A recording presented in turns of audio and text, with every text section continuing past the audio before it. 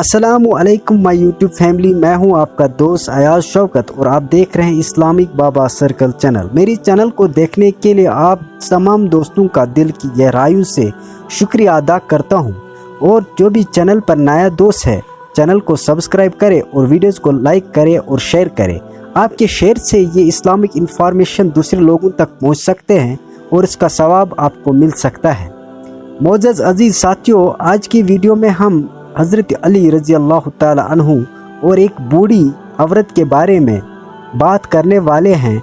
कहानी बहुत ही दुखहीन है, कहानी बहुत ही दुख भरी है। कहानी से हमें इबरत हासिल हो सकती है, इस कहानी से हमें ईमान ताज़ा हो सकता है।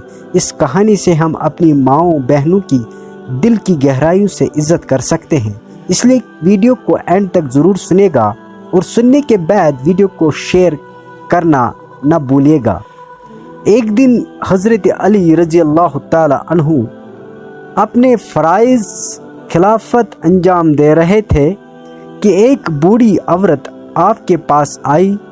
उसकी हालत बिगड़ी हुई थी, चेहरे पर गम और परेशानी के आसार थे। इसने हज़रत अली रज़ी अल्लाह ताला अन्हु के सामने फरियाद की कि इसका घर गिर गया है, इसके तमाम जमा पूंजी तबाह हो चुके हैं और वो अब बेअसरार हो चुकी है।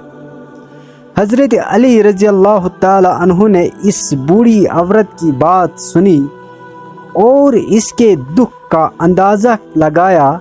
आपने फ़ौरन अपनी चादर मुबारक ज़मीन पर बिछाई और लोगों को हुक्म दिया कि इसमें जो कुछ भी डालना चाहे डाल दे। कुछ देर में लोगों ने अपनी हैसियत के मुताबिक चादर में माल व असबाब डाल दिया। जब चादर भर गई तो हज़रत अली रज़ी अल्लाह ताला अन्हु ने इससे उठाकर इस बूढ़ी औरत को दे दिया और फरमाया कि ये माल ले जाओ और अपने घर की तामीर करो और वो अपनी ज़रूरियात पूरी करो।